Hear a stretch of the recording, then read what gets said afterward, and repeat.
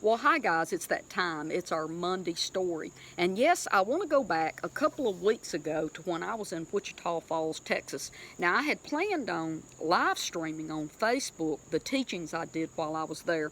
I was meeting in a private home. There was 20, 25, probably 25 people there. And I taught on a Friday night, Saturday morning, and Saturday night. And unfortunately, I just did not have a strong enough internet signal to live stream on Facebook. It kept breaking up and wouldn't upload. But anyway, I left on a Tuesday. I stayed till Tuesday, and I had coffee with my bestest friend, Kathy, and we hung out till about 11 o'clock, just talking and talking about the meetings we had and all the wonderful things that we saw during our meetings that we had that week. And not just that, I call her my handler. She books appointments for me and has people coming to see me or me going to see people. So I don't just go and teach. I actually go and minister the entire time I'm there, okay? But anyway, as I left, it was about 11 o'clock. So the first thing I wanted to do was make sure my car was on full so I could travel as far as I could without pulling over. And so I'm at the tank, filling up, at the gas tanks, and I'm talking to a gentleman because he sees my Jesus t-shirt on, right? And he notices that I'm from Tennessee, and he says, well, so you're just visiting? And I explained to him that, I do traveling ministry and I teach about healing and stuff. But anyway, as I was standing there talking to him, I noticed that there is a Wendy's right there in the convenience store, right? So I drive up to the menu and I order 2 little crispy chicken sandwiches. It's off their dollar menu or whatever. So the girl gives me a quote, and I give her about 9 cents more than the order total, right? And I'm thinking, okay. So I get up there, and she doesn't give me any change. And I thought, okay, well, that's odd. She didn't give me any change. She just handed me the receipt and the bag, right? I pulled up, and I looked down, and lo and behold, she didn't short me 8 or 9 cents. She quoted it incorrectly, and I shorted her almost 10 cents. So I hop out of my car and I walk over and knock on her little drive-through window, and I handed her that dime, and she looked at me and she said, "What is this?" I said, "Well, I shortchanged you about 8 cents." And she's like, "Oh, well, that was okay. It wasn't a big deal." I said, "Oh, no. I don't want your drawer to be short. I might have misunderstood the total, but I did not mean to not give you enough money." And I know that some of y'all are sitting there going, "Well, aren't you just a little on overkill?" No, I'm absolutely not, okay?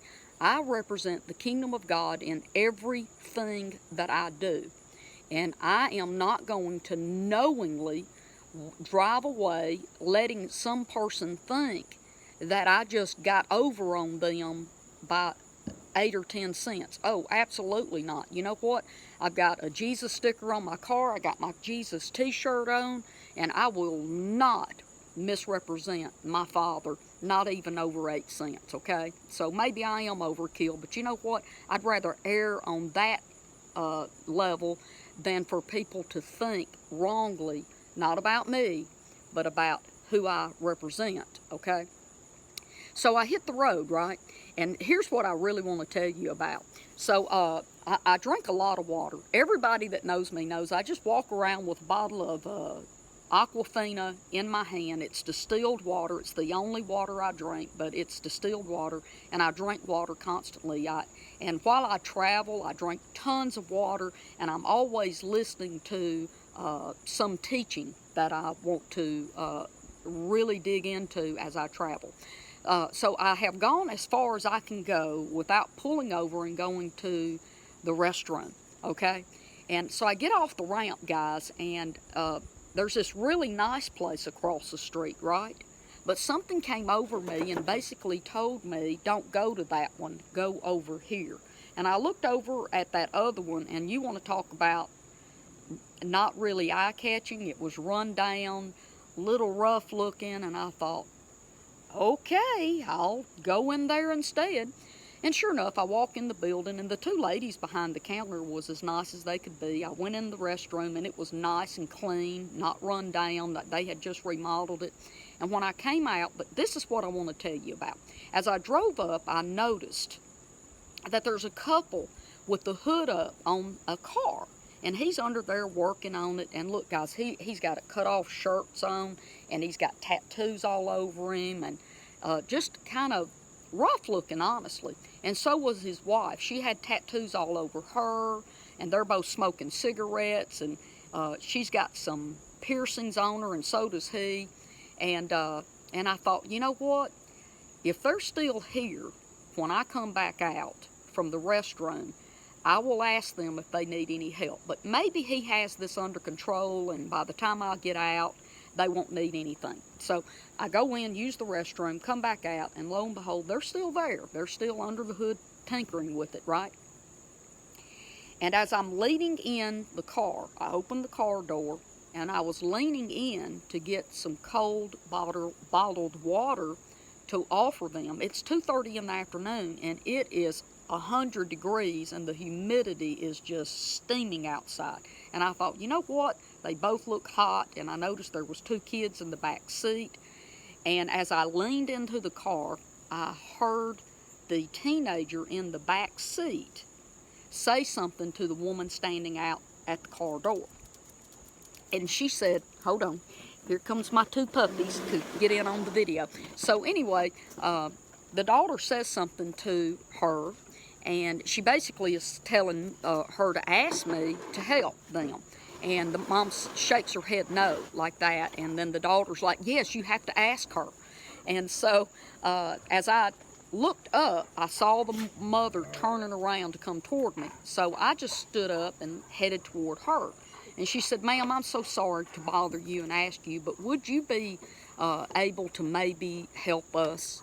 And about that time, the husband comes out from under the hood, and he says, yeah, could we possibly get a boost off of you?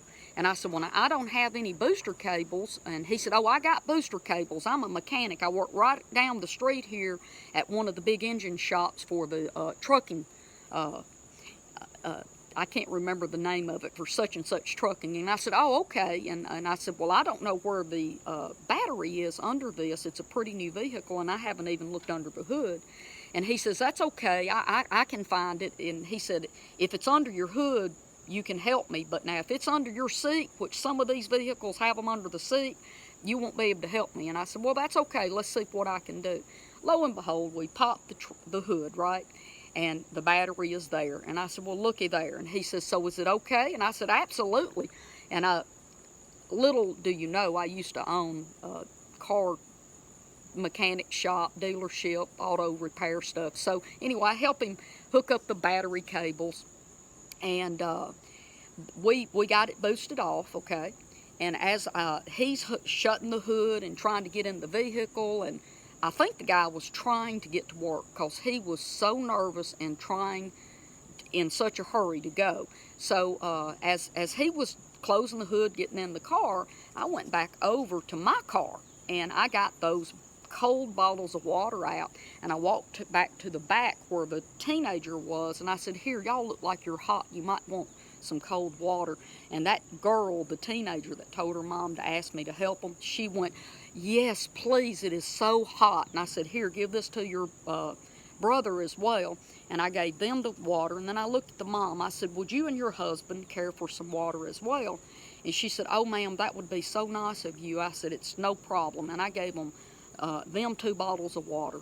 And as she was getting in the car to drive, she turned around, and I did not know if this woman was going to start crying, if she was going to hug me or what, because she was barely able to keep herself together. She looked at me and she said, ma'am, I want to thank you, and I hope you have a blessed day. I just pray you have a blessed day. And I said, oh, baby, I will have a blessed day, and I pray that you do too. And she said, thank you again. And I said, it's okay. I'm glad I could help. Okay, so where am I going here? Did you know that I was a female traveling alone, and they looked really, really rough, guys. But you know what? They needed somebody to love them and not judge them. They just needed help that day. And those 2 kids were in the back seat. One was probably 12, and the other one was 7 or 8, maybe 9 years old. the brother, and even though they look really, really, really rough, okay, the bottom line here, they're still humans that need people to care about them sometimes. And it just so happened that Holy Spirit urged me to go into that rundown place that day because that couple needed somebody like me that would step out and just say, hey, let me help you guys, okay? Now, before I close today, I want to read you in two different translations. This is Matthew chapter 7, verse 12, and this is in the Living Bible, and it says, do for others what you want them to do for you. This is the teaching of the laws of Moses in a nutshell.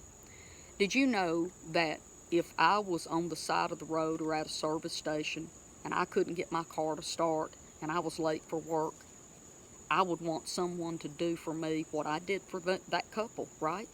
So today I want to read it one more translation. This is in the Expanded Bible, and it's labeled the most important rule. And this is in red. Jesus was teaching this, and this is what Jesus said.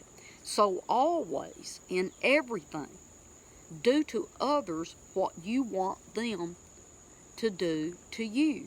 Treat them the way you want to be treated.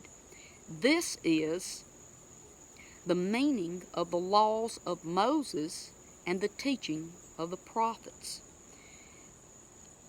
If we could just slow down long enough not to let life keep us in such a hurry and keep our Pharisee judgments out of the picture, sometimes we might actually see people who are just trying to survive, trying to get by, and they're just living in a fallen world, doing the very best they can. And guess what? We get to be the salt and the light in the earth. Guys, I love you, and I'll see you here tomorrow. Bye-bye.